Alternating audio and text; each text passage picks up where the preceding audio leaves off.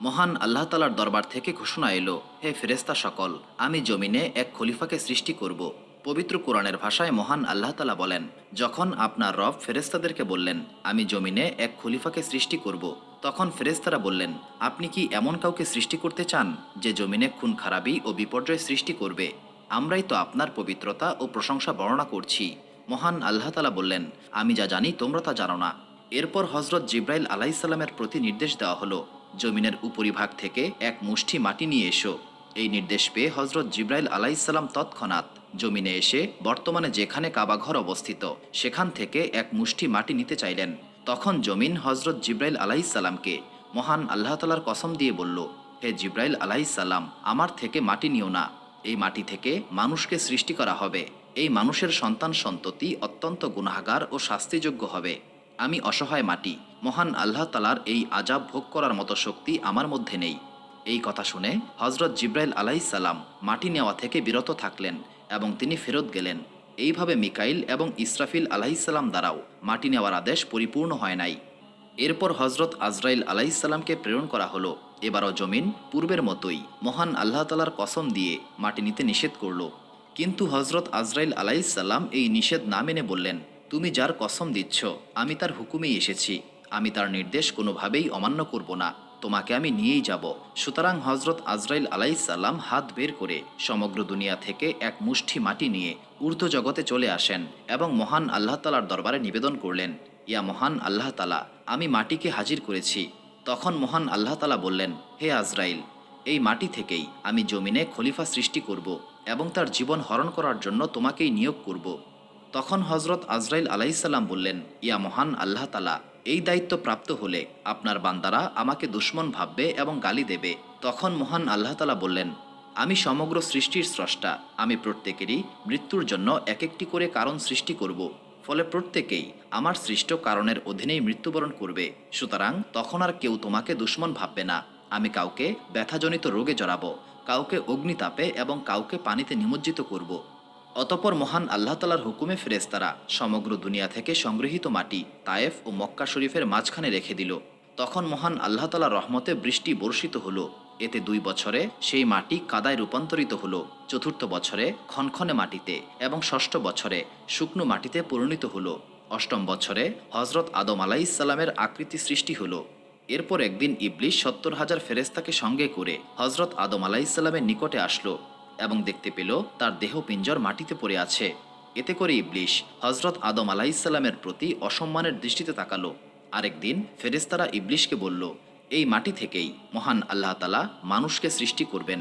তখন ইবলিশ বলল, মহান আল্লাহ তালা যদি এই আকৃতিকে আমার অধীনস্থ করে দেন তাহলে আমি একে ধ্বংস করে ফেলব, আর যদি আমাকে তার অধীনস্থ করে দেওয়া হয় তবে কোনোভাবেই আমি তার আনুগত্য করব না। আবদুল্লাহ ইবনে আব্বাস রাদিয়াল্লাহু তাআলা আনহু থেকে বর্ণিত, তিনি বলেন, একদিন অভিশপ্ত ইবলিশ হজরত আদম আলাইসাল্লামের দেহ পিঞ্জরে ঢুকে নাভি পর্যন্ত পৌঁছে যায়। কিন্তু হজরত আদম আলাইসাল্লামের দেহের ভেতরে এত উত্তাপ ছিল যে সে বের হয়ে আসে। এতে করে আদম আলাইসাল্লামের প্রতি ইবলিশের হিংসা বিদ্বেষ ও শত্রুতা বৃদ্ধি পায় এবং হজরত আদম আলাইসাল্লামের দেহ পিঞ্জরের উপর থুতু নিক্ষেপ করে চলে আসে। এরপর জিব্রাইল আলাইসাল্লাম মহান আল্লাহ তালার হুকুমে হজরত আদম আলাইসাল্লামের দেহ পিঞ্জর থেকে ইবলিশের থুতু সংগ্রহ করে তা থেকে কুকুরকে সৃষ্টি করেন। এই ঘটনার 40 দিন পর হজরত আদম আলাইসাল্লামের রুহকে সৃষ্টি করা হলে হজরত জিব্রাইল, মিকাইল, ইসরাফিল ও হজরত আজরাইল আলাইসাল্লামের প্রতি মহান আল্লাহ তালার আদেশ জারি হয়, তোমরা আদমের রুহকে আদমের দেহ পিঞ্জরের নিকট পৌঁছে দাও। তখন তাদের প্রত্যেকের সঙ্গে 70,000 ফেরেস্তা সহ হজরত আদম আলাইসাল্লামের রুহকে একটি নূরের রেকাবিতে করে আরেকটি নূরের রেকাবি দিয়ে ঢেকে হজরত আদম আলাইসাল্লামের মাথার উপরে রেখে যে রেকাবি দ্বারা রুহকে ঢাকা হয়েছিল সেটি উঠিয়ে নেওয়া হয়। কিভাবে হজরত আদম আলাইসাল্লামের রুহ দেহ পিঞ্জরে প্রবেশ করে তা দেখার জন্য সপ্ত আসমানে অবস্থিত সকল ফেরেস্তারা এসে হাজির হয়। তখন আওয়াজ এলো, হে রুহ, এই দেহ পিঞ্জরে প্রবেশ করো। তখন হজরত আদম আলাইসাল্লামের রুহ দেহ পিঞ্জরের চতুর্দিকে 7 বার চক্কর দেয়, কিন্তু ভেতরে যেতে না পেরে নিবেদন করল, ইয়া মহান আল্লাহ তালা, এই অন্ধকার দেহ পিঞ্জরে আমি কিভাবে প্রবেশ করব? তখন আওয়াজ এলো, হে আদমের রুহ, তুমি অনিচ্ছায় এই দেহ পিঞ্জরে প্রবেশ করো এবং অনিচ্ছায় বের হও। এই নির্দেশ পেয়ে হজরত আদম আলাইসাল্লামের রুহ হজরত আদম আলাইসাল্লামের দেহ পিঞ্জরে প্রবেশ করে মস্তিষ্কের চারদিকে ঘুরতে থাকে। যখন হজরত আদম আলাইসাল্লাম চোখ খোলেন তৎক্ষণাৎ তার রূহ মস্তিষ্ক থেকে কণ্ঠনালীতে, কণ্ঠনালী থেকে বক্ষে এবং বক্ষ থেকে নাভি পর্যন্ত পৌঁছে যায়। কর্দমাক্ত দেহপিঞ্জর, গোশত, হাড়, অস্থিমজ্জা এবং অন্ত্রে পরিণত হয়ে গেলে মহান আল্লাহ তালার কুদরতে হজরত আদম আলাইসাল্লাম জমিনের উপর হাত ঠেস দিয়ে উঠে বসার চেষ্টা করেন। তখন ফেরেশতারা বলে ওঠেন, এই বান্দা খুবই চঞ্চল হবে, এখনও তার দেহের অর্ধেকটা কর্দমাক্ত, অথচ সে উঠে বসতে চাচ্ছে। এই সম্পর্কে মহান আল্লাহ তালা বলেন, মানুষকে সৃষ্টি করা হয়েছে চঞ্চল করে। এবার হজরত আদম আলাইসাল্লাম নিজের দেহের প্রতি দেখলেন মহান আল্লাহ তালা তাকে কিভাবে সৃষ্টি করেছেন। এই সময় তার রূহ, রগসমূহ, গোশত, হাড় ও অস্থি মজ্জা, মোট কথা সারা শরীরে বাতাসের মতো ঘুরতে থাকে। তখন হজরত আদম আলাইসাল্লামের মস্তিষ্ককে শুইয়ে দেওয়া হয় এবং তার চেহারা মর্দনের জন্য ফেরেশতাদেরকে পাঠানো হয়। তখন তার রূহ, গোশত, হাড়, মজ্জা এবং রগসমূহে স্থিরতা প্রাপ্ত হয়। এর অনতিকাল পরেই হজরত আদম আলাইসাল্লামের হাঁচি আসে। মহান আল্লাহ তালার পক্ষ থেকে আগত ইলহামের শিক্ষা অনুসারে হজরত আদম আলাইসাল্লাম আলহামদুলিল্লাহ বলেন। জবাবে মহান আল্লাহ তালার তরফ থেকে বলা হয়, ইয়ার হামুক আল্লাহ। তাই কেউ হাঁচি দিয়ে আলহামদুলিল্লাহ বললে জবাবে ইয়ার হামুক আল্লাহ বলা মুসলিমদের উপর ওয়াজিব করা হয়েছে। অতপর সব ফেরেশতাদেরকে নির্দেশ দেওয়া হলো হজরত আদম আলাইসাল্লামকে সেজদা করার জন্য। পবিত্র কোরআনের ভাষায় মহান আল্লাহ তালা বলেন, আর যখন আমি ফেরেশতাদেরকে বললাম আদমকে সেজদা করো, তখন ইবলিশ ব্যতীত সকলেই সেজদা করল এবং সে অস্বীকৃতি জানালো ও অহংকার করল এবং কাফেরদের অন্তর্ভুক্ত হয়ে গেল। ফেরেশতারা সেজদা থেকে মাথা উঠিয়ে বুঝতে পারলেন সিজদা করতে অস্বীকৃতি জ্ঞাপনকারী ইবলিশ। তখন ফেরেশতারা দ্বিতীয়বার সিজদায় পতিত হলেন। প্রথম সিজদা ছিল মহান আল্লাহ তালার নির্দেশ পালন এবং দ্বিতীয় সিজদা ছিল মহান আল্লাহ তালার নির্দেশ পালনে সমর্থ হওয়ার শুকরিয়া। এবার মহান আল্লাহ তালা ইবলিশকে উদ্দেশ্য করে বললেন, হে ইবলিশ, আমি যাকে স্বহস্তে সৃষ্টি করেছি তাকে সেজদা করতে তোমাকে কিসে বিরত রাখলো? তুমি তো অহংকার করলে। তখন ইবলিশ বলল, আমি আদম থেকে শ্রেষ্ঠ, আপনি আমাকে আগুন দ্বারা এবং তাকে মাটি দ্বারা সৃষ্টি করেছেন। এবার মহান আল্লাহ তালা তাকে উদ্দেশ্য করে বললেন, তুই এখান থেকে বের হয়ে যা, কেননা তুই মরদুদ অর্থাৎ অভিশপ্ত হয়েছিস। তোর প্রতি আমার অভিশাপ কিয়ামত পর্যন্ত। ইবলিশের প্রতি এই বহিষ্কারাদেশের প্রয়োগের ক্ষেত্র সম্পর্কে ওলামায়ে কেরামের মতভেদ রয়েছে। কেউ কেউ বলেন বের হয়ে যা এর মর্ম হচ্ছে ইমান থেকে বের হয়ে যা, আবার কারো কারো মতে ফেরেশতাকুলের মধ্য থেকে বের হয়ে ইবলিশ হয়ে যা। তখন মহান আল্লাহ তালার গজবে ইবলিশের আকৃতি বিগড়ে গেল, তার চক্ষুদয় বুকে চলে আসলো। এরপর কেউ তাকে দেখলেই বলতো, এ মহান আল্লাহ তালার দরবার থেকে বিতাড়িত, অভিশপ্ত, লাঞ্ছিত ও অপমানিত হয়েছে। এই সময় ইবলিশ বলল, হে মহান আল্লাহ তালা, আপনি আমাকে বিতাড়িত করে অভিশপ্ত করেছেন আদমের কারণে, এটা আমার দুর্ভাগ্য। হে আমার রব, আমাকে কিয়ামতের দিন পর্যন্ত অবকাশ দিন। ইয়া মহান আল্লাহ তালা, আপনার দরবারে আমার দ্বিতীয় নিবেদন হচ্ছে আমাকে আদম সন্তানের গোশত, অস্থিমজ্জা এবং রগসমূহে প্রবেশ করার সুযোগ দিন এবং তাদের দৃষ্টি হতে আমাকে গোপন রাখুন। ইবলিশের এই নিবেদনের জবাবে মহান আল্লাহ তালা বললেন, তোমাকে অবকাশ দেওয়া হলো জ্ঞাত সময় অর্থাৎ কেয়ামতের দিন পর্যন্ত। মহান আল্লাহ তালার এই ঘোষণায় ইবলিশের উদ্দেশ্য সফল হলো। সে হজরত আদম আলাইসাল্লামের অবস্থানস্থলে গিয়ে সুযোগের অপেক্ষা করতে থাকে। এবার শয়তান বলল, হে মহান আল্লাহ তালা, আপনার ইজ্জতের কসম, আমি আপনার বান্দাদেরকে গোমরাহ ও পথভ্রষ্ট করব, তবে আপনার বান্দাদের মধ্য হতে যারা মনোনীত তাদেরকে নয়। তার কথার উত্তরে মহান আল্লাহ তালা বললেন, আমি জাহান্নাম ভর্তি করব তুই এবং তোর অনুসারীদেরকে দিয়ে। এরপর মহান আল্লাহ তালার নির্দেশে ফেরেশতাগণ হজরত আদম আলাইসাল্লামের আসন জান্নাতুল ফেরদৌসে নিয়ে আসেন এবং মহান আল্লাহ তালা হজরত আদম আলাইসাল্লামকে সর্বপ্রকার নিয়ামত দান করলেন। এরপরেও তার মানসিক স্থিরতা ও প্রশান্তি ছিল না, কেননা সকল আরামায়েশ ও মানসিক প্রশান্তি অর্জিত হয় সমগোত্রীয়ের সহচর্য থেকে। কিন্তু সারা জগতে কোথাও হজরত আদম আলাইসাল্লামের সমগোত্রীয় কেউ ছিল না এবং মহান আল্লাহ তালার ইচ্ছাই ছিল তার জোড়া সৃষ্টি করার, কেননা মহান আল্লাহ তালা ব্যতীত আর কেউই জোড়ার প্রয়োজনমুক্ত নয়। হজরত আদম আলাইসাল্লাম যখন অস্থির চঞ্চল হলেন, তখন মহান আল্লাহ তালা তার উপর নিদ্রা চাপিয়ে দিলেন। এই অবস্থায় মহান আল্লাহ তালা হজরত জিব্রাইল আলাইসাল্লামকে দিয়ে তার বাম পাজরের একখানা হাড় বের করে নিয়ে আসেন। এতে করে হজরত আদম আলাইসাল্লাম কোনো প্রকার ব্যথা বেদনা বা কষ্ট পান নাই। যদি তাই হতো তাহলে কখনো পুরুষের অন্তরে নারীর প্রতি প্রেম ভালোবাসার সৃষ্টি হতো না। উক্ত হাড় থেকে মহান আল্লাহ তালা হজরত হাওয়া আলাইসাল্লামকে সৃষ্টি করলেন। চেহারার সৌন্দর্য, রূপ লাবণ্য, এক কথায় জগতে নারীকুলের মাঝে যা কিছু প্রয়োজন আছে সব কিছুই তাকে দান করা হলো। মহান আল্লাহ তালা হজরত হাওয়া আলাহিসাল্লামকে চাতুর্য, বুদ্ধিমত্তা, লজ্জাশীলতা এবং পরিপূর্ণ প্রীতি ও ভালোবাসার গুণ বৈশিষ্ট্য দান করলেন। তাকে জান্নাতের স্বর্ণখচিত সুসজ্জিত পোশাক পরিয়ে মাথায় স্বর্ণখচিত মুকুট দিয়ে স্বর্ণখচিত আসনে বসানো হলো। এরপর হজরত আদম আলাহিসাল্লামকে ঘুম থেকে জাগিয়ে তার সঙ্গে সাক্ষাৎ ঘটানো হলো। হজরত আদম আলাহিসাল্লাম বিবি হাওয়া আলাইসাল্লামকে এইভাবে দেখে তার প্রতি হাত প্রসারিত করতে চাইলে মহান আল্লাহ তালার পক্ষ থেকে আওয়াজ এলো, আদম, সাবধান, তাকে স্পর্শ করো না। বিবাহ ব্যতীত তার সংস্পর্শ তোমার জন্য হারাম। তখন হজরত আদম আলাইসাল্লাম বিয়ের জন্য নিবেদন করলেন এবং মহান আল্লাহ তালা তা কবুল করে উভয়কে বিয়ে দেন। এই উপলক্ষে মহান আল্লাহ তালা ফেরেশতাদেরকে বলেন, যত পর্দা আছে সমস্ত কিছুই লাগানো হোক। এই বিবাহ উপলক্ষে মহান আল্লাহ তালা সমগ্র ফেরেশতাদেরকে একত্রিত করেন এবং ফেরেশতারা তুবা বৃক্ষের নিচে হাজির হলে মহান আল্লাহ তালা সমস্ত পর্দা উঠিয়ে দেন এবং নিজেই নিজের স্তুতি প্রশংসা ফেরেশতাদেরকে শুনিয়ে দেন। মহান আল্লাহ তালা হজরত আদম আলাইসাল্লামের বিয়ের খুতবা পাঠ শেষ করলে ফেরেশতারা আনন্দ উৎসব করতে থাকে। অতপর মহান আল্লাহ তালা ঘোষণা করলেন, হে আদম, তুমি এবং তোমার স্ত্রী জান্নাতে যাও এবং সেখান থেকে যা ইচ্ছা সানন্দে খাও, কিন্তু খবরদার ওই বৃক্ষটির নিকটেও যেও না, তাহলে তোমরা জালেমদের অন্তর্ভুক্ত হয়ে যাবে। অতপর বলা হলো, হে আদম, তুমি শয়তানের ধোঁকা ও প্রতারণা থেকে সাবধান থাকবে, সে তোমাদের প্রকাশ্য শত্রু। এই ঘটনার বেশ কিছুদিন পর অভিশপ্ত ইবলিশ জান্নাতে হজরত আদম আলাইসাল্লামের নিকট গমন করে তাকে পথভ্রষ্ট করার পরিকল্পনা করতে থাকল। ইবলিশ মহান আল্লাহ তালার 3টি ইসমে আজম জানত, সেটা পাঠ করে 7 আসমান অতিক্রম করে জান্নাতের দ্বারে উপনীত হলো। জান্নাতের দরজা বন্ধ দেখতে পেয়ে কিভাবে জান্নাতে প্রবেশ করা যায় এটা নিয়ে চিন্তা ভাবনা করতে লাগলো। ঘটনাচক্রে একটি ময়ূর জান্নাতের দেয়ালে বসা ছিল। ময়ূর দেখল ইবলিশ ইসমে আজম পড়ছে। ময়ূর ইবলিশের পরিচয় জানতে চাইল। ইবলিশ তখন উত্তর দিল, আমি মহান আল্লাহ তালার একজন ফেরেশতা। তখন ময়ূর বলল, তুমি এখানে কেন বসে আছো? শয়তান উত্তর দিল, আমি জান্নাত দেখছি এবং তাতে প্রবেশ করতে যাচ্ছি। ইবলিশ তাকে জান্নাতে নিয়ে যাওয়ার জন্য অনুরোধ করল, কিন্তু ময়ূর বলল, যতক্ষণ পর্যন্ত হজরত আদম আলাইসাল্লাম জান্নাতে অবস্থান করবেন ততক্ষণ পর্যন্ত কাউকে জান্নাতে নিয়ে যাওয়া আমার প্রতি কোনো আদেশ নেই। তখন শয়তান বলল, তুমি আমাকে জান্নাতে নিয়ে যাও, আমি তোমাকে এমন 3টি দোয়া শিখিয়ে দেব, যে ব্যক্তি এই 3টি দোয়া শিখবে ও আমল করবে সে 3টি বিষয় লাভ করবে।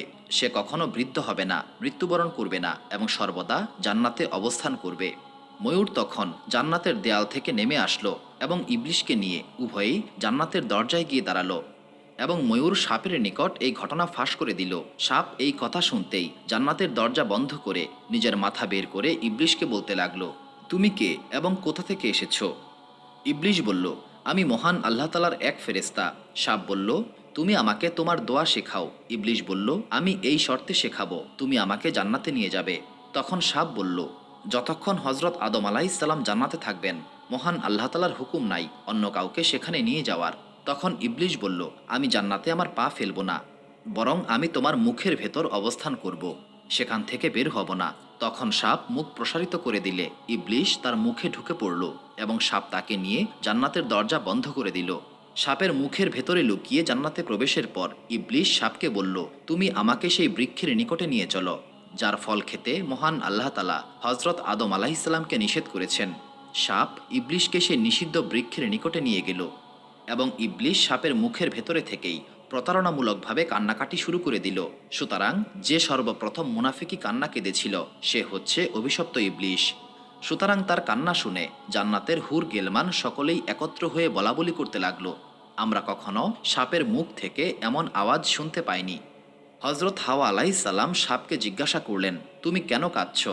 ইবলিশ তখন সাপের মুখের ভেতর থেকেই উত্তর দিল, আমি এই জন্য কাঁদছি যে তোমাদেরকে জান্নাত থেকে বের করে দেওয়া হবে, কেননা মহান আল্লাহ তালা তোমাদেরকে সেই বৃক্ষের ফল খেতে নিষেধ করেছেন, যে বৃক্ষের ফল ভক্ষণকারীকে কখনোই জান্নাত থেকে বের করা হয় না। মহান আল্লাহ তালা এই ঘটনা সম্পর্কে পবিত্র কোরআনে বলেন, অর্থাৎ ইবলিশ বলল, হে আদম, আমি তোমাকে এমন বৃক্ষের সন্ধান দেব যা থেকে তোমার চিরন্তন জীবন অর্জিত হবে এবং তোমার রাজত্ব পূর্ণ হবে না।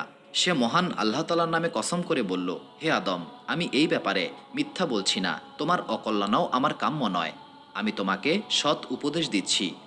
মহান আল্লাহ তালা এই ব্যাপারে বলেন, ইবলিশ আদম ও হাওয়ার নিকট কসম করে বলেছিল, আমি তোমাদের কল্যাণ চাই, অতপর তাদেরকে প্রতারণা দ্বারা আকৃষ্ট করে ফেলল। অতএব সর্বপ্রথম মিথ্যা কসমকারীও অভিশপ্ত ইবলিশ। তাই হজরত হাওয়া আলাইহিসসালাম ইবলিশের মিথ্যা কসমে প্রতারিত হয়ে নিষিদ্ধ বৃক্ষের প্রতি হাত বাড়িয়ে গন্ধমের 3টি বিচি নিয়ে নিজে একটি বিচি খেয়ে 2টি হজরত আদম আলাইহিসসালামের জন্য নিয়ে গেল। হজরত মুয়াজ রাদিয়াল্লাহু তাআলা আনহু নিজের তাফসিরে বলেন, হজরত হাওয়া আলাইহিসসালাম যখন গন্ধমের খোসা ভাঙেন তখন খোসা ভাঙার স্থান লাল বর্ণ ধারণ করে এবং সেখান থেকে এক ফোঁটা রক্ত টপকে পড়ে। হজরত আদম আলাইহিসসালাম তখন জান্নাতে নিজের আসনে বসা ছিলেন। তখন বিবি হাওয়া আলাইহিসসালাম গন্ধম নিয়ে তার নিকটে উপস্থিত হন। গন্ধমের সুঘ্রাণ অনুভব করতেই হজরত আদম আলাইহিসসালাম নিজের আসন ছেড়ে উঠে দাঁড়ান এবং বিবি হাওয়াকে উদ্দেশ্য করে বলেন, মহান আল্লাহ তাআলা এটা খেতে নিষেধ করেছেন।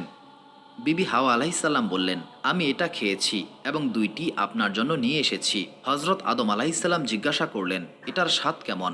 হাওয়া উত্তর দিলেন, এর স্বাদ মিষ্টি মধুর মতো। হজরত আদম আলাইহিসসালাম বললেন, আমি এটা খাবো না, কেননা মহান আল্লাহ তাআলা এই গাছের ফল না খাওয়ার ব্যাপারে আমাকে নিষেধ করেছেন। মহান আল্লাহ তাআলা বলেন, পূর্বেই আমি আদম থেকে অঙ্গীকার নিয়েছিলাম, পরে সে ভুলে যায় এবং অঙ্গীকার রক্ষায় আমি তাকে দৃঢ় পাইনি। হজরত আদম আলাইহিসসালাম বিবি হাওয়ার থেকে গন্ধমের 2টি বিচি নিয়ে খেয়ে ফেললেন। ফলে মহান আল্লাহ তাআলার সঙ্গে তার অঙ্গীকার ভঙ্গ হয়ে যায়। গন্ধমের বিচি হজরত আদম আলাইহিসসালামের কণ্ঠনালীর নিচে নামতেই স্বর্ণখচিত জান্নাতি মুকুট তার মাথা থেকে পড়ে যায় এবং তিনি আসন থেকে নিচে পড়ে যান এবং উভয়ই বস্ত্রশূন্য হয়ে পড়েন। মহান আল্লাহ তাআলা ইরশাদ করেন, উভয়ে যখন নিষিদ্ধ বৃক্ষের ফলের স্বাদ আস্বাদন করতে লাগলেন তখন উভয়ের গোপন অঙ্গ প্রকাশিত হয়ে পড়ল এবং তারা নিজেদের দেহে পাতা জড়াতে লাগলেন। এই অবস্থায় তারা জান্নাতের যে বৃক্ষের নিকটেই যেতেন সেই গাছই পাতা দিত না। এরপর তারা আঞ্জির বৃক্ষের নিকটে গেলেন। সেটি নিজেকে ঝুঁকিয়ে দিয়ে বলল, আপনারা আমার থেকে পাতা নিন এবং নিজেদের লজ্জা আবৃত করুন। অবশেষে আঞ্জির গাছের পাতা দিয়েই তারা দেহকে আবৃত করলেন। চন্দন বৃক্ষ থেকেও তারা দেহকে আবৃত করলেন। মহান আল্লাহ তাআলার পক্ষ থেকে আওয়াজ এলো, হে আঞ্জির বৃক্ষ, তুমি আদম ও হাওয়া আলাইহিসসালামের সঙ্গে সৎ আচরণ করেছ। সেই সৎ আচরণের কল্যাণে আমি তোমার থেকে সর্বপ্রকার অনিষ্ট ও বিস্বাদ দূরীভূত করে তোমাকে এমন স্বাদ দান করেছি, বহুবার কেউ তোমার স্বাদ গ্রহণ করলেও বৃতৃষ্ণা হবে না। চন্দন বৃক্ষের উদ্দেশ্যে বলা হলো, আমি তোমাকে সকলের নিকট প্রিয় করে দেব, সকলেই তোমার থেকে সুগন্ধি আরোহণ করবে। এই ঘটনার পর জান্নাতবাসী সকলেই বলে উঠল, আদম এবং হাওয়া মহান আল্লাহ তাআলার দরবারে গুনাহগার হয়েছে এবং উন্মাদের মতো জান্নাতে ঘোরাফেরা করছে। দরবারে এলাহি হতে 3বার তাদেরকে আহ্বান করা হলো, কিন্তু তারা সে আহ্বানের কোনো জবাব দেন নাই। হজরত জিব্রাইল আলাইহিসসালাম এসে বললেন, হে আদম আলাইহিসসালাম, আপনার রব আপনাকে ডাকছেন। এবার হজরত আদম আলাইহিসসালাম বললেন, হে আমার রব, আমি আপনার নিকট লজ্জিত। আদম ও হাওয়াকে এই আহ্বান সম্পর্কে মহান আল্লাহ তাআলা বলেন, আমি কি তোমাদেরকে এই বৃক্ষ থেকে দূরে থাকতে নিষেধ করিনি এবং তোমাদেরকে বলি নাই শয়তান তোমাদের প্রকাশ্য শত্রু? তখন হজরত আদম ও হাওয়া আলাইহিসসালাম মহান আল্লাহ তাআলার ভাষায় কান্নারত অবস্থায় বললেন, হে আমার রব, আমরা নিজেদের উপর জুলুম করেছি। যদি আপনি আমাদেরকে ক্ষমা ও রহমত না করেন তাহলে আমরা ক্ষতিগ্রস্ত ও ব্যর্থ হয়ে যাব। আদমের এই আহ্বানের পর মহান আল্লাহ তাআলা বলেন, তোমরা একে অপরের দুশমন হয়ে এখান থেকে বের হয়ে যাও এবং নির্দিষ্ট সময় পর্যন্ত দুনিয়াতে অবস্থান করো এবং কার্যনির্বাহ করতে হবে। মহান আল্লাহ তাআলা আরও বলেন, এখানেই তোমাদের জীবন ধারণ, মৃত্যুবরণ এবং পুনরুত্থান হবে। এরপর হজরত আদম আলাইহিসসালাম, হাওয়া আলাইহিসসালাম সাপ, ময়ূর এবং ইবলিশকে পৃথিবীতে নিক্ষেপ করতে হজরত জিব্রাইল আলাইহিসসালামের প্রতি মহান আল্লাহ তাআলা আদেশ করলেন। হজরত জিব্রাইল আলাইহিসসালাম হজরত আদম আলাইহিসসালামের নিকটে গিয়ে এই কথা বলতেই তিনি ঘাবড়ে যান এবং জান্নাত থেকে বিতাড়িত হওয়ার শোকে অঝোর ধারায় কাঁদতে শুরু করেন। অবশেষে হজরত আদম আলাইহিসসালাম মেসওয়াকের জন্য জান্নাত থেকে এক টুকরো কাঠ বহন করে নিয়ে আসেন। বংশানুক্রমে সেই কাঠ তার বংশধরদের মাঝে হস্তান্তর হতে হতে সর্বশেষ হজরত মুসা আলাইহিসসালামের হাতে লাঠিতে পরিণত হয়। আদম, হাওয়া, সাপ, ময়ূর ও অভিশপ্ত ইবলিশকে জান্নাত থেকে দুনিয়াতে নিক্ষেপ করা হলো। হজরত আদম আলাইহিসসালামকে ভারতের একটি উপদ্বীপ চারণদ্বীপে, হজরত হাওয়া আলাইহিসসালামকে খোরাসানে নিক্ষিপ্ত করা হয়। ময়ূরকে সিস্তানে, সাপকে ইস্পাহানে এবং অভিশপ্ত ইবলিশকে দেওমান্ত পাহাড়ে নিক্ষেপ করা হয়। চারণদ্বীপে নিক্ষিপ্ত হয়ে হজরত আদম আলাইহিসসালাম 40 বছর পর্যন্ত তার গুনাহ ক্ষমার জন্য মহান আল্লাহ তাআলার দরবারে কান্নাকাটি করতে থাকেন। অপর এক বর্ণনায় 300 বছরের কথা বলা হয়েছে। তিনি এইরূপ কান্নাকাটি করতে থাকেন যে তার চোখের পানিতে নহর প্রবাহিত হয়। এরপর একদিন হজরত জিব্রাইল আলাইহিসসালাম এসে হজরত আদম আলাহিসাল্লামকে বলেন, মৃত্যুর পূর্বে আপনার হজ সমাপ্ত করুন। মৃত্যুর কথা শুনতেই হজরত আদম আলাহিসাল্লাম ঘাবড়ে যান এবং হজের সংকল্প করেন। হজে গমনের পথে যেখানেই তার পা পড়েছে সেখানেই পরবর্তীকালে গ্রাম ও জনবসতি গড়ে উঠেছে। যেখানে তিনি বিরতি নিয়েছেন সেখানে তার পায়ের বরকতে কোনো শহর গড়ে উঠেছে। কোনো আলেম বর্ণনা করেন, চারণ দ্বীপ থেকে মক্কা পর্যন্ত হজরত আদম আলাইসাল্লামের ৩০ কদম হয়েছিল। তিনি মক্কা শরীফের নিকটবর্তী হতেই ফেরেশতারা তার নিকটে এসে বললেন, হে আদম আলাইসাল্লাম, ২০০০ বছর থেকে আমরা এই ঘরের তাওয়াফ করছি। সেই সময় কাবা ঘরের নাম ছিল বাইতুল মামুর। যে প্রাণী হারাম শরীফে আশ্রয় গ্রহণ করবে সেটি শিকার করা হারাম। হজরত আদম আলাইসাল্লাম আরাফাতের ময়দানে জাবালে রহমতের উপর যখন বিশ্রাম নেওয়ার উদ্দেশ্যে বসলেন, তখন তিনি দেখতে পেলেন হজরত হাওয়া আলাইসাল্লাম জেদ্দার দিক থেকে আরাফাতের ময়দানের দিকে আসছেন। হজরত আদম আলাইসাল্লাম উঠে গিয়ে তাকে জড়িয়ে ধরলেন এবং উভয়ে অঝোর ধারায় কাঁদতে থাকেন। তাদের কান্নাকাটিতে আসমানের ফেরেশতারাও কাঁদতে শুরু করে। এবার হজরত আদম ও হাওয়া আলাইসাল্লামের প্রতি মহান আল্লাহ তালার তরফ থেকে ইলহাম এলো, তোমরা চারণ দ্বীপে গিয়ে বসবাস করতে থাকো, সেখানে তোমাদের সন্তান সন্ততি জন্ম নেবে। এরপর তারা মহান আল্লাহ তালার হুকুমে হিন্দুস্তানের চারণ দ্বীপে এসে বসবাস করতে থাকেন। তাদেরকে লোহার কারিগরি কর্ম শেখানোর জন্য একদিন হজরত জিব্রাইল আলাইহিসাল্লাম 7টি লোহার খণ্ড নিয়ে তাদের নিকটে আসেন। মহান আল্লাহ তালা হজরত জিব্রাইল আলাইসাল্লামকে নির্দেশ দিলেন, লোহার কারিগরি কর্ম শেখানোর জন্য জাহান্নামের তত্ত্বাবধায়ক ফেরেশতা মালেক আলাইসাল্লামের নিকট থেকে আগুন চেয়ে নাও। তিনি জাহান্নাম থেকে আগুন এনে দিলে আগুনের উত্তাপে হজরত আদম আলাইসাল্লামের হাত জ্বলে যায়। তিনি আগুনকে জমিনে ফেলে দেন। আগুন 7 স্তর জমিন ছেদ করে পুনরায় জাহান্নামের দিকে যেতে শুরু করে। কথিত আছে, এইভাবে 7 বার জাহান্নাম থেকে আগুন আনা হয় এবং প্রতিবারই আগুন জাহান্নামে ফিরে যায়। এরপর আওয়াজ এলো, হে জিব্রাইল, 7 সমুদ্রের পানি থেকে আগুনকে ধুয়ে আনো, তাহলেই এই আগুন স্থির হবে। হজরত কাবে আহবার রাদিয়াল্লাহু আনহু থেকে বর্ণিত, হজরত জিব্রাইল আলাইসাল্লাম আগুন আনতে অক্ষম হন। তখন মহান আল্লাহ তালা হজরত আদম আলাইসাল্লামকে ইরশাদ করলে তিনি চকমকি পাথর ঘর্ষণ করে তা থেকে আগুন বের করেন এবং হজরত জিব্রাইল আলাইসাল্লাম তাকে লোহার কারিগরি কর্ম শিক্ষা দেন। হজরত আদম আলাইসাল্লাম কৃষি যন্ত্রপাতি তৈরি করলেন। হজরত জিব্রাইল আলাইসাল্লাম জান্নাত থেকে একজোড়া বলদ এনে দেন। কেউ কেউ বলেন 2টি গাভী এনে দেন। হজরত জিব্রাইল আলাইসাল্লাম জান্নাত থেকে এক মুষ্টি গন্দম নিয়ে আসলেন এবং বললেন, নিজের হাতে কৃষিকর্ম করে নিজের খাদ্য অর্জন করুন। হজরত আদম আলাইসাল্লাম সেই গন্দমের বিচি জমিনে ছিটিয়ে দেন এবং হাল জোড়েন। হালের বলদ বাঁকা হয়ে চলতে শুরু করলে তিনি সেটিকে লাঠির দ্বারা আঘাত করেন। তখন বলদ বলে উঠল, হে আদম আলাইহিসসালাম, আপনি আমাকে কেন মারছেন? যদি আপনার বিবেচনা সঠিক থাকতো তাহলে এই ধুলিমাটির দুনিয়াতে আপনি পা দিতেন না। এই কথা শুনে হজরত আদম আলাইহিসসালাম ক্রোধান্বিত হয়ে হাল চাষ ছেড়ে চলে যেতে শুরু করেন। এমন সময় হজরত জিব্রাইল আলাইহিসসালাম এসে তাকে জিজ্ঞাসা করলেন, হে আদম আলাইহিসসালাম, আপনি কোথায় যাচ্ছেন? তখন হজরত আদম আলাইহিসসালাম বললেন, এই বলদ আমাকে কটু কথা বলছে। তখন হজরত জিব্রাইল আলাইহিসসালাম বললেন, যে ব্যক্তি মহান আল্লাহ তাআলার নাফরমানি করে সে দুঃখ চিন্তায় জড়িয়ে যায়, তাই আপনাকে দুঃখ চিন্তার কষ্ট সহ্য করতে হবে, তবেই আপনি মহান আল্লাহ তাআলার নেয়ামত ভোগ করতে পারবেন। এই কথা শুনে হজরত আদম আলাইহিসসালাম পুনরায় চাষ করতে শুরু করেন। এবারও হালের বলদ উল্টাপাল্টা করতে শুরু করে এবং কাঁধের জোয়াল নিচে ফেলে দেয়। হজরত আদম আলাইহিসসালাম পুনরায় লাঠি ব্যবহার করেন। আঘাত পেয়ে বলদ কাঁদতে শুরু করে। হজরত আদম আলাইহিসসালাম বিরক্ত হয়ে হাল চাষ ছেড়ে আবারও চলে যান। হজরত জিব্রাইল আলাইহিসসালাম উপস্থিত হয়ে বললেন, আপনি কোথায় যাচ্ছেন? হজরত আদম আলাইহিসসালাম বললেন, বলদ আঘাত পেয়ে মহান আল্লাহ তাআলার দরবারে কান্নাকাটি করছে। জিব্রাইল আলাইহিসসালাম বললেন, মহান আল্লাহ তাআলা আপনাকে সালাম দিয়েছেন এবং বলেছেন আপনি বলদের উপর কঠোরতা আরোপ করলে সেটি কখনো সংশোধিত হবে না। তাড়াতাড়ি গিয়ে আপনি আপনার কাজে লেগে যান। মহান আল্লাহ তাআলা বলেছেন বলদের মুখে সিল মেরে দেবেন যাতে ওরা কথা বলতে না পারে। অতপর হজরত আদম আলাইহিসসালাম কৃষিকাজে মনোনিবেশ করলেন। জমিনে গম বপন করলেন। বপনকৃত গমে ফল আসে এবং তা পরিপক্ক হলে তিনি সেগুলো কেটে নিলেন। এসব কিছু মাত্র 7 ঘন্টার মধ্যেই হয়ে যায়। জমিন আদম আলাইহিসসালামকে বলল, হে আদম আলাইহিসসালাম, আপনি আমাকে ক্ষমা করবেন। আমি অতিমাত্রায় দুর্বল, নয়তো এর আরও অনেক আগেই আপনাকে গম দিয়ে দিতাম। হজরত আদম আলাইহিসসালাম গম হাতে পেয়ে সেটাকে খেতে চাইলেন। হজরত জিব্রাইল আলাইহিসসালাম বললেন, আপনি আগে গম পিষে নিন, তারপর পানিতে মিশিয়ে খামির বানিয়ে সেটিকে আগুনে সেকে তবে খাবেন। হজরত হাওয়া আলাইহিসসালাম জিব্রাইল আলাইহিসসালামের শিক্ষা পেয়ে গম হাতে পিষে পানিতে মিশিয়ে খামির তৈরি করেন এবং রুটি বানিয়ে সেগুলোকে আগুনে সেকে হজরত আদম আলাইহিসসালামের সামনে রাখেন। রুটি সামনে পেয়েই হজরত আদম আলাইহিসসালাম খেতে উদ্যত হলেন। জিব্রাইল আলাইহিসসালাম বললেন, সূর্যাস্ত পর্যন্ত অপেক্ষা করুন, কারণ আপনি রোজাদার। সূর্যাস্ত হলে হজরত আদম ও হাওয়া আলাইহিসসালাম একসঙ্গে রুটি খাওয়া শুরু করলেন। হজরত আদম আলাইসাল্লাম হিন্দুস্থানে এসে বসবাস শুরু করলে হজরত হাওয়া আলাইসাল্লাম অন্তঃসত্ত্বা হন এবং একজোড়া ছেলে মেয়ে প্রসব করলেন। ছেলের নাম কাবিল এবং মেয়ের নাম একলিমা রাখা হয়।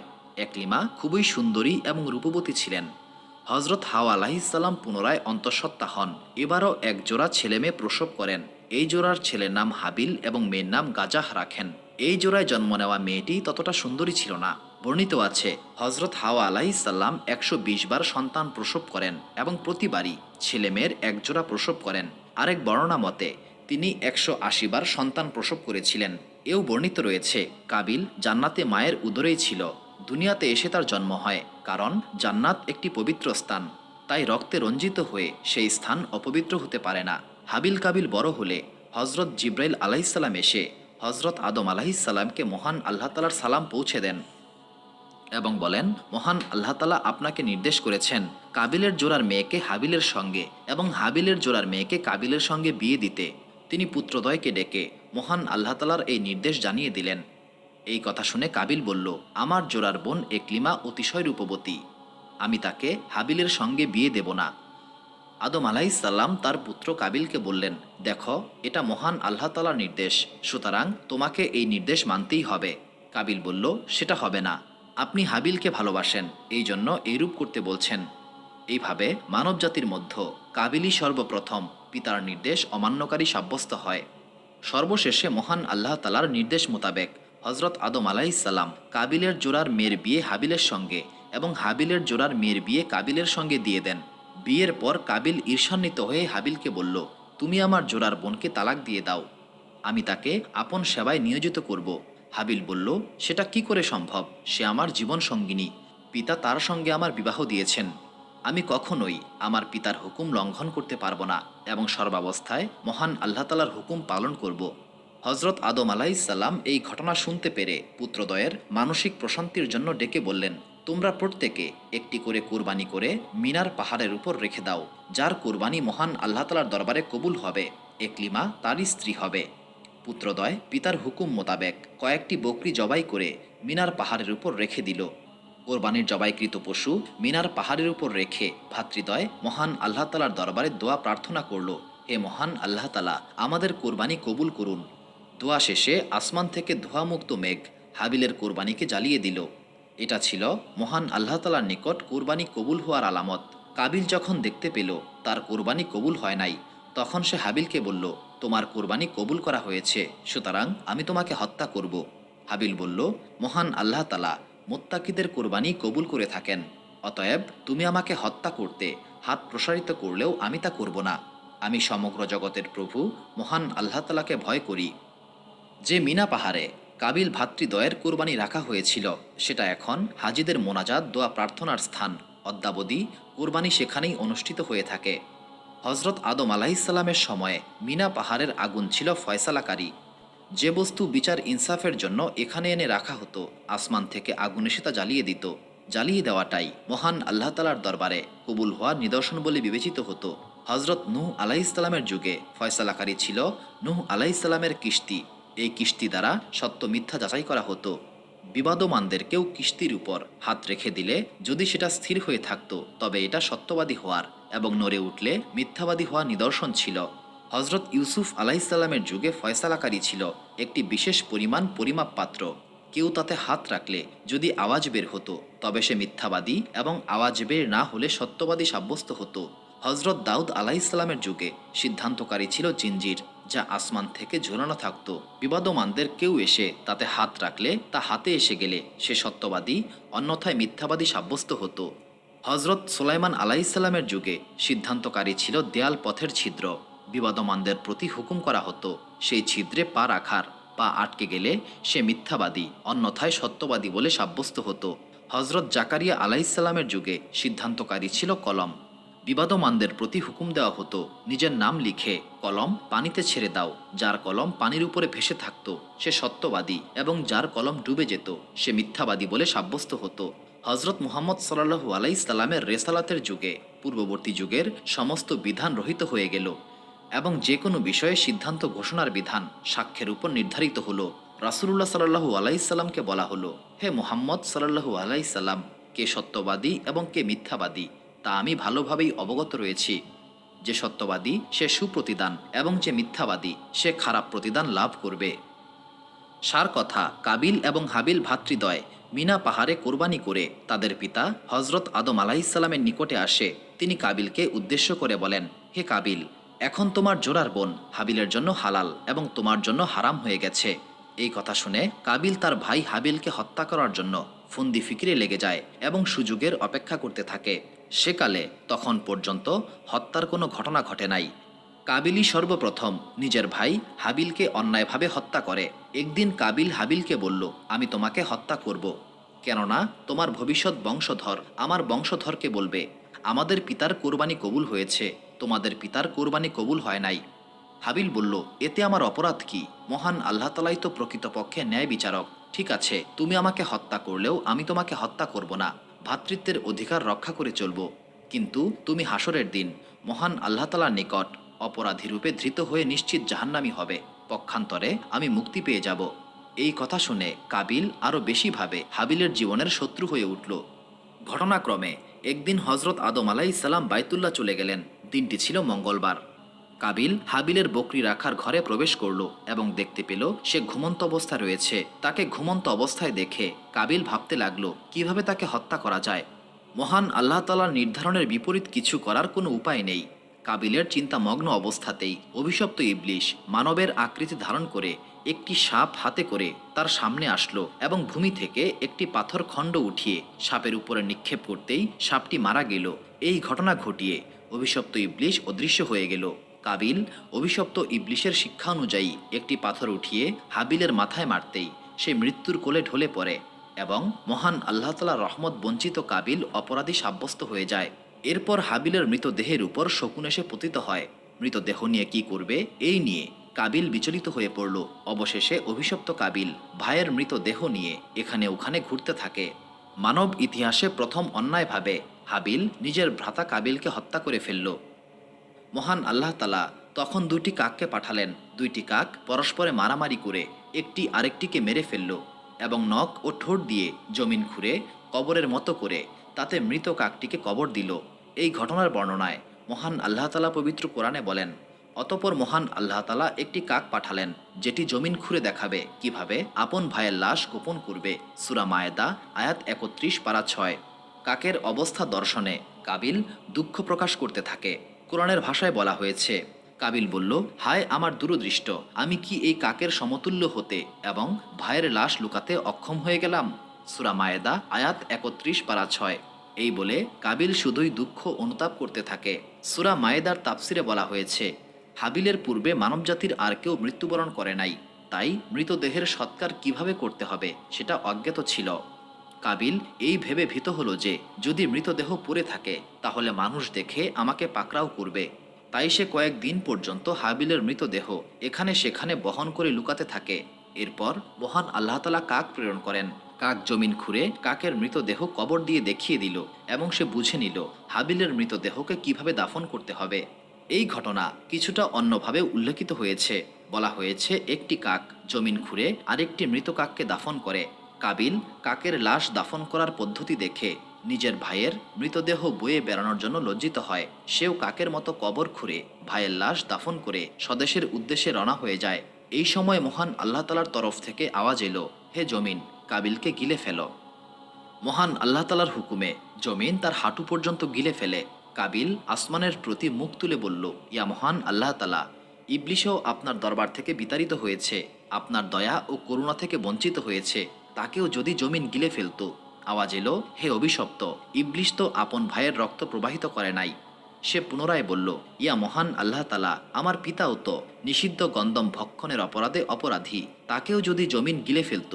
এবার মহান আল্লাহ তাআলার তরফ থেকে তাকে ধমক দিয়ে ভৎসনা করা হলো, হে অভিশপ্ত, আমার করুণা থেকে বঞ্চিত, তোমার পিতা কি রক্তের সম্পর্কের বন্ধন ছিন্ন করেছে, যেমনটা তুমি করেছ? এরপর জমিন কাবিলের বক্ষ পর্যন্ত গিলে ফেলে। কাবিল এবার বলল, ইয়া মহান আল্লাহ তালা, আপনি আমাকে ক্ষমা করুন। কাবিলের এই নিবেদনের পর আওয়াজ এলো, জমিন তাকে ছেড়ে দাও। এরপর মহান আল্লাহ তালা একজন ফেরেস্তাকে কাবিলের নিকটে পাঠান। এই ফেরেস্তা বর্ষা নিক্ষেপ করে তাকে মেরে ফেলে। মহান আল্লাহ তালা তাকে পুনরায় জীবিত করেন, আবার মারেন, আবার জীবিত করেন। এইভাবে কিয়ামত পর্যন্ত তাকে মেরে আবার পুনরায় জীবিত করা হবে। হজরত আদম আলাইহিসসালাম মক্কা শরীফ থেকে এসে হাবিলকে অনেক খোঁজাখুঁজি করেও পাননি। এরপর মানুষকে তার সম্পর্কে জিজ্ঞাসা করতে শুরু করেন। কেউ একজন বলল, গত কয়েকদিন থেকে সে কোথায় চলে গেছে আমরা বলতে পারি না। অবশেষে হজরত আদম আলাইহিসসালাম হাবিলের সন্ধান না পেয়ে আহার নিদ্রা ছেড়ে দেন। সর্বক্ষণ শুধুমাত্র হাবিলের চিন্তাই করতে থাকেন। একদিন ভোর রাতে হজরত আদম আলাইহিসসালাম স্বপ্নে দেখলেন হাবিল তাকে ডাকাডাকি করছে। হজরত আদম আলাইহিসসালাম ভীত হয়ে জেগে ওঠেন এবং অঝোর ধারায় কাঁদতে শুরু করেন। এই সময় হজরত জিব্রাইল আলাইহিসসালাম অবতরণ করে বললেন, হাবিলকে কাবিল হত্যা করে অমুক জায়গায় কবর দিয়েছে। এই কথা শুনে হজরত আদম ও হাওয়া আলাইহিসসালাম অঝোর ধারায় কাঁদতে শুরু করেন এবং জিব্রাইল আলাইহিসসালামকে বললেন, আমরা তার লাশ দেখতে চাই। তিনি আরও বললেন, আমি কাবিলের প্রতি অত্যন্ত অসন্তুষ্ট। হজরত জিব্রাইল আলাইহিসসালাম সান্ত্বনা দিয়ে বললেন, আপনারা কান্নাকাটি করবেন না, মহান আল্লাহ তালাও কাবিলের প্রতি অত্যন্ত অসন্তুষ্ট।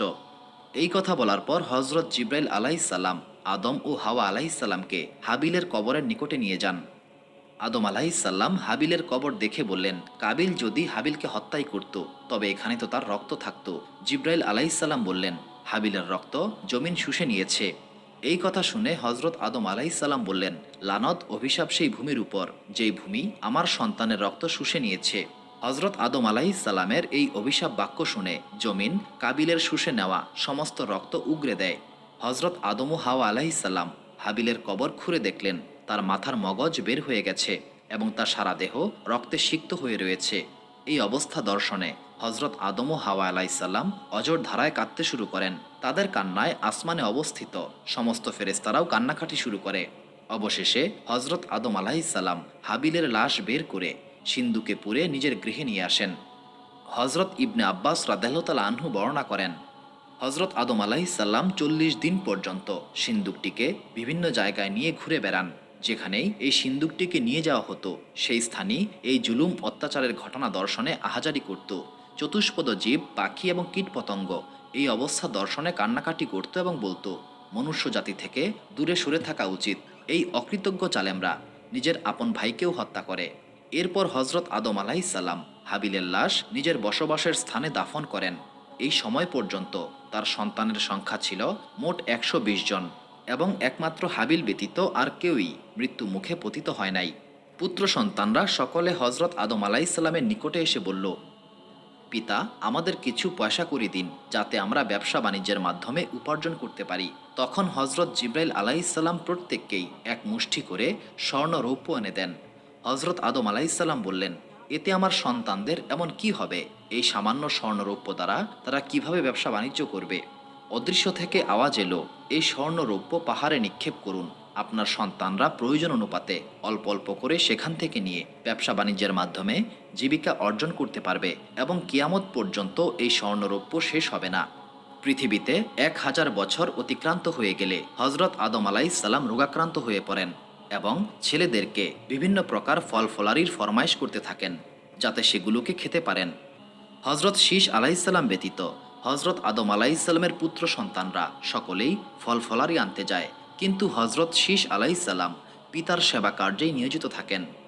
আদম সন্তানদের যারা ফল ফলারি আনতে গিয়েছিল তারা আসতে বিলম্ব দেখে হজরত শীষ আলাইহিসসালামকে হজরত আদম আলাইহিসসালাম বললেন, তুমি অমুক পাহাড়ে গিয়ে প্রার্থনা করো, তাহলেই মহান আল্লাহ তাআলা দোয়ার বরকতে আমার জন্য কিছু ফল পাঠিয়ে দেবেন। তখন শীষ আলাইহিসসালাম বললেন, হে আমার সম্মানিত পিতা, আপনি দোয়া প্রার্থনা করলে নিঃসন্দেহে মহান আল্লাহ তাআলা আপনার জন্য ফল পাঠাবেন এবং আপনার দোয়া মহান আল্লাহ তাআলার দরবারে বেশি কবুল হবে। তখন হজরত আদম আলাইহিসসালাম বললেন, নিষেধকৃত বৃক্ষের ফল গন্ধম খাওয়ার কারণে আমি মহান আল্লাহ তাআলার দরবারে লজ্জিত, কিন্তু তুমি এমনটা হতে সম্পূর্ণ পুতু পবিত্র। অবশেষে তিনি পিতার নির্দেশ মোতাবেক পাহাড়ে গিয়ে দোয়া প্রার্থনা করলেন। দোয়া শেষে দেখলেন হজরত জিব্রাইল আলাইহিসসালাম একটি সোনালী রঙের রেকাবিতে করে ডুমুর, ডালিম, সেব, নারঙ্গি, কমলা লেবু আঙ্গুর, আঞ্জির, খরবুজা প্রভৃতি ফল নিয়ে এসেছেন। ফল ভর্তি রেকাবিটি অপর একটি লাল বর্ণের রেকাবিতে একজন হুর মাথায় বহন করছে। এই হুর তার মুখের আবরণ খুলে হজরত আদম আলাইসাল্লামের সম্মুখে হাজির হলে তিনি জিব্রাইল আলাইসাল্লামকে জিজ্ঞাসা করলেন, এই হুর কে? তখন হজরত জিব্রাইল আলাইসাল্লাম বললেন, মহান আল্লাহ তাআলা এই হুরকে হজরত শীষ আলাইসাল্লামের জন্য স্ত্রী হিসেবে জান্নাত থেকে পাঠিয়েছেন। কেননা হজরত শীষ আলাইসাল্লাম ব্যতীত আপনার সব সন্তানই জোড়ায় জোড়ায় জন্মগ্রহণ করেছে। কেউ কেউ বলেন সেই হুর পুনরায় জান্নাতে চলে যায় এবং কিয়ামত পর্যন্ত হজরত শীষ আলাইসাল্লামের জন্য জান্নাতে অপেক্ষমান থাকবে। আবার কেউ কেউ বলেন হজরত আদম আলাইসাল্লাম শীষ আলাইসাল্লামের সঙ্গে এই জান্নাতি হুরের বিবাহ বন্ধন করিয়ে দেন। এই হুরের ভাষা ছিল আরবি। তার গর্ভজাত সমস্ত সন্তানই আরবি ভাষায় কথা বলতেন। এমনকি আখিরি রাসূল মুহাম্মদ সাল্লাল্লাহু আলাইসাল্লাম ছিলেন এই হুরের গর্ভজাত সন্তানদের অধস্তন বংশধর। হজরত জিব্রাইল আলাইসাল্লাম জান্নাত থেকে যে সমস্ত ফল নিয়ে এসেছিলেন, হজরত আদম আলাইসাল্লাম সেখান থেকে কিছু পরিমাণ ফল খেলেন এবং কিছু পরিমাণ ফল তার ছেলেদেরকে দিলেন। হজরত আদম আলাইসাল্লামের যে সমস্ত সন্তান এই জান্নাতি ফল খেয়েছিল তারা জ্ঞানীগুণী ও প্রজ্ঞাসম্পন্ন হয়েছে। এবার হজরত আদম আলাইসাল্লাম তার পুত্রদেরকে অন্তিম উপদেশ দিলেন, অল্প সময়ের মধ্যেই আমি এই নশ্বর জগৎ ছেড়ে চিরস্থায়ী জগতে চলে যাব। হজরত শীষ আলাইসাল্লাম আমার স্থলাভিষিক্ত হবে। তোমরা সকলেই তার আনুগত্য অনুসরণ করবে এবং তার উপর বিশ্বাস স্থাপন করবে। তারা সকলে হজরত শীষ আলাইসাল্লামের আনুগত্য এবং তার উপর বিশ্বাস স্থাপনের অঙ্গীকার করলে তিনি এই নশ্বর জগৎ থেকে চিরস্থায়ী জগতে পাড়ি জমান। পিতার বিচ্ছেদে সন্তানদের সকলেই অনেক কান্নাকাটি করে এবং জানাজা পড়ে দাফন করে। দাফন শেষে সবাই 2 বছর পর্যন্ত কবরের কাছেই অবস্থান করে। এরপর সবাই পৃথক হয়ে যায়। আবু কুরাইসের পাহাড়ের এক গর্তে হজরত আদম আলাইসাল্লামের কবর রয়েছে। এই গর্তটির নাম গারে কানজ। হজরত নূহ আলাইসাল্লামের যুগের মহাপ্লাবন পর্যন্ত হজরত আদম আলাইসাল্লামের লাশ উক্ত গর্তেই সমাহিত ছিল। প্লাবন শুরু হয়ে গেলে তিনি এই সিন্দুকটিকেও নৌকায় তুলে নেন। প্লাবন শেষে পানি শুকানোর পর লাশ পুনরায় পূর্বস্থানে দাফন করা হয়। এখন প্রশ্ন হচ্ছে, হজরত আদম আলাইসাল্লাম নবী ছিলেন নাকি রাসূল ছিলেন? ইসলামী শরীয়তের পরিভাষায় তাকেই নবী বলা হয়, যাকে মহান আল্লাহ তাআলা তার বান্দাদের হেদায়েতের উদ্দেশ্যে প্রেরণ করেন এবং মহান আল্লাহ তাআলা তার সঙ্গে সরাসরি অথবা জিব্রাইল আলাইসাল্লামের মাধ্যমে কথোপকথন করেছেন। এবং রাসূল তাকে বলা হয় যার নিকট নতুন শরীয়ত ও কিতাব অবতীর্ণ হয়েছে। অতএব প্রশ্ন জাগে, হজরত আদম আলাইসাল্লাম তার পরবর্তী প্রজন্মকে যেভাবে পার্থিব সফলতা লাভের পন্থা পদ্ধতি বলেছেন এবং পথ প্রদর্শন করেছেন, পরকালীন বিষয়েও তেমনটি করেছেন কিনা?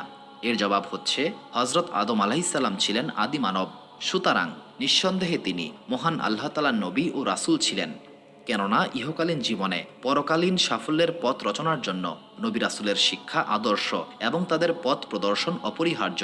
তাই নিঃসন্দেহে হজরত আদম আলাইসাল্লাম আদি মানব এবং মানব কুলের আদি পিতা এবং নবী ও রাসূলও বটে। হজরত আদম আলাইসাল্লামের নবুয়ত রেসালাত সর্বকালের সর্বযুগেই সর্বস্বীকৃত। এই ব্যাপারে মতভেদের কোনো অবকাশ নাই। সুপ্রিয় দর্শক মণ্ডলী, প্রতিদিন নতুন নতুন ভিডিও পেতে আমাদের চ্যানেলটি অবশ্যই সাবস্ক্রাইব করুন